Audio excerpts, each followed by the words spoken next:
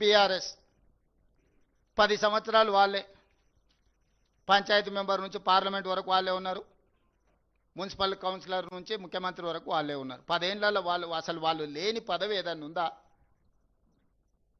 వాళ్ళ పార్టీ, వాళ్ళ కుటుంబం, వాళ్ళే కదా ఉన్నది. ముఖ్యమంత్రి కేసీఆర్, మున్సిపల్ శాఖ మంత్రి కేటీఆర్ గారు, వార్డు మెంబర్ నుంచి పంచాయతీ మెంబర్ నుంచి పార్లమెంట్ వరకు అందరూ. వాళ్ళ నుంచి గెలవకపోయినా అభివృద్ధి జరగాలంటే మా పార్టీలో చేరాలని ఉన్నోళ్ళందరినీ వాళ్ళే కలుపుకున్నారు. ఇప్పుడు 116 మున్సిపాలిటీలు, 7 మున్సిపల్ కార్పొరేషన్, నాకు తెలిసి 99% వాళ్ళ చేతుల్లో. ఎవ్వరు రెండో పార్టీ లేదు 2 సార్లు, ఇంక్లూడింగ్ గ్రేటర్ హైదరాబాద్.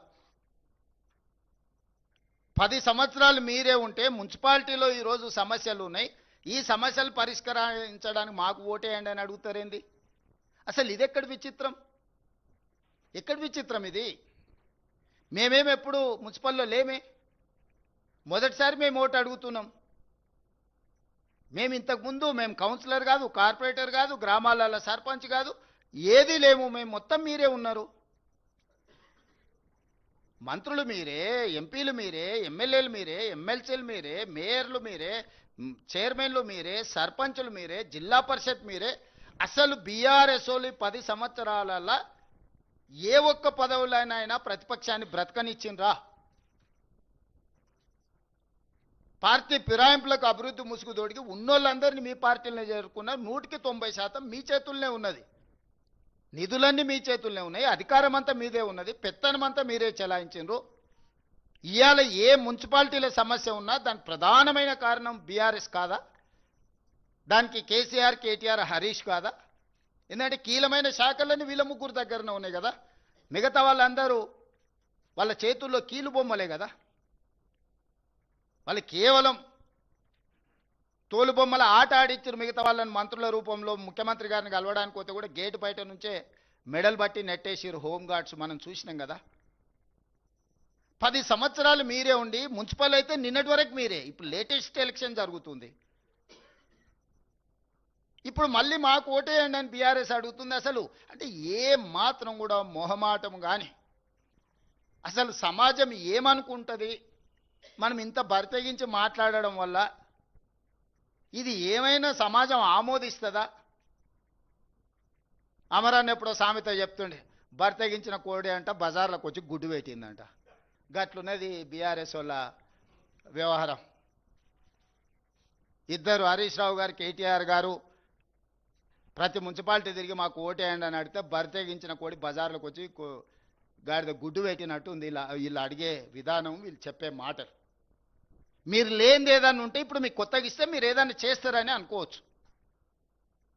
20 లక్షల కోట్ల రూపాయలు మీకు ఇస్తే పేదోళ్ళకి ఇండ్లు కట్టించిండ్రా? ఇండ్ల సంగతి చాలా దూరం, అసలు రేషన్ కార్డులు అన్ని ఇచ్చిండ్రా? సన్న బియ్యం ఇవ్వాలని వెనకటి చెప్పిండు కేసీఆర్ గారు. ముఖ్యమంత్రి మనవాడు ఏదైతే బియ్యం తింటుండో పేదోళ్ళకి అదే సన్న బియ్యం తినిపిస్తామని ఇచ్చిండా? మీరు జర్నలిస్టులు, మీరు కూడా ఉన్నారు కదా ప్రజాక్షేత్రంలో, మీ గుర్తింపు కార్డు, మీ ప్లాట్ల గురించి ఇట్లా చెప్పుకుంటూ పోతే ఒక్కొక్క వర్గానికి, ఏ ఒక్క వర్గానికన్నా ఉద్యోగాలు ఇచ్చిరా, రేషన్ కార్డులు ఇచ్చిరా, సన్నబియ్యం ఇచ్చిండ్రా? అసలు ఏది వీళ్ళు అమలు చేసింది? పట్టణ ప్రాంతాలలో మోరీలు అన్న తీసిండ్రా? వరదలు వచ్చి కొట్టుకపోతే కనీసం పలకరియనన్నా పలకరిచ్చిరా?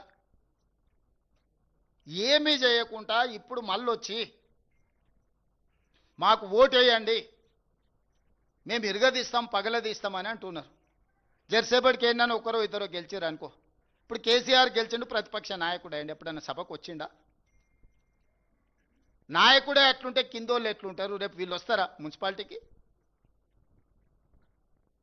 ఆవు చేనులో మేస్తే దూడేమన్నా గట్టు మీద మేస్తే అది కూడా గంటకే పోయి మేస్తుంది. 25 నెలలో 26 నెలలు అయింది, జీతభత్యాలు తీసుకుంటుండు, ప్రతిపక్ష హోదా తీసుకున్నాడు, క్యాబినెట్ ర్యాంక్ పవర్ ఎంజాయ్ చేస్తున్నాడు, ప్రభుత్వం నుంచి అన్ని వసతులు పొందుతున్నాడు. ఒక్కసారి కూడా సభకు రాలే. ఒక్క సమస్య మీద చంద్రశేఖరరావు గారు ప్రతిపక్ష నాయకుడిగా పని చెయ్యలేదు. ఇది మీ కళ్ళ ఎదుటనే జరుగుతున్న విషయం కదా. మిగతా వాళ్ళు వచ్చినా కూడా సభను ఎట్లా నడవకుండా అడ్డుకోవాలనే ప్రయత్నం చేస్తుంది తప్ప సభలో ఏమన్నా విషయాలు ప్రస్తావించరా? ఇన్నిసార్లు శాసనసభ జరిగితే రేపు మున్సిపాలిటీలో అప్పితప్పి ఆడొగరు ఈడొగరు ఎవరైనా కౌన్సిలర్లు, కార్పొరేటర్లు గెలిస్తే వీళ్ళు ఆ మున్సిపాలిటీలలో జరిగే అభివృద్ధికి వీళ్ళు సహకరిస్తారా? బీఆర్ఎస్కి అసలు అర్హత ఉన్నదా ఓటు అడగడానికి?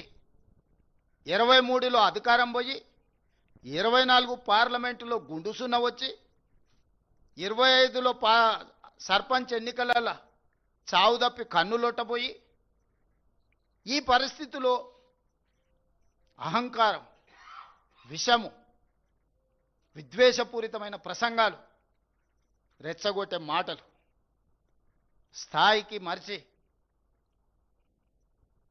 చూస్తుంటే మా ఈగల్ టీంకు చెప్పాల్సి వచ్చేటట్టుంది. నార్కోటిక్ ఎనాలిసిస్ ఏదన్నా గంజాయి కానీ, కొకైన్ కానీ, హెరాయిన్ కానీ ఏమైనా కొట్టి మాట్లాడుతున్నారా వీళ్ళ మాటలు చూస్తుంటే అని. ఎందుకంటే హోష్లో లేకుండా ఉన్నోడు అట్లాంటి మాటలు మాట్లాడతాడు. హోష్లో ఉన్నోడు, ఈ సమాజం పట్ల బాధ్యత ఉన్నోడు